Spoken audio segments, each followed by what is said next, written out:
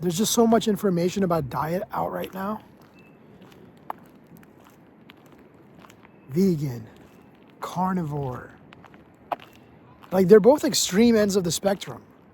And you see people doing both, and each side claims that their diet is the one diet for human beings. How is that right? How can that be?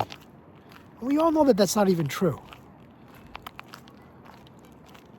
We're all different. We all have different guts. We're all different. The thing that makes the most sense to me is to have a diet that you evolved for. Doesn't that make the most sense?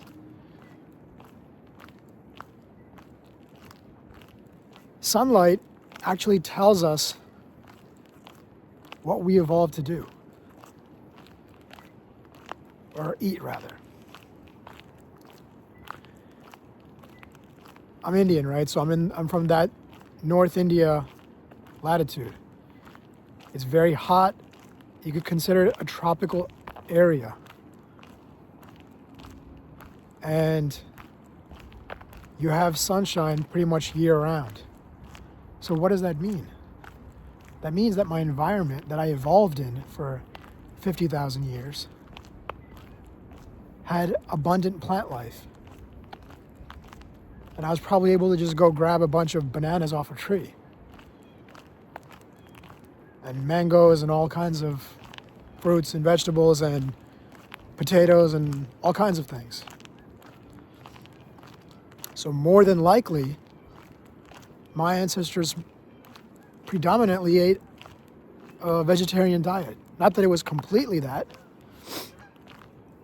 You know, I'm sure India has tons of good, you got the tandoori chicken, you got some good lamb, you got a lot of good stuff out there. And we definitely, that's in our history too. But just as a balance, as a way of knowing, okay, like, how should I approach my diet? It makes sense, right? That's what we're evolved for. Your body has adapted to your environment. This is the first time in history that at a large scale, people are living where they didn't evolve. I'm in New Jersey, man. Look at this. I'm not evolved for this kind of winter where I don't get the sunlight that that my ancestors would have been getting year round. I'm not used to staying in. Like, physically, it doesn't feel good to me. And that always made, like, it was just like weird. I've grown up here and I'm like, I don't feel right. And, so maybe, go back to where you came from is like good health advice. That's a joke, okay? No, but like doing what we can to adapt to where we are, but still feed our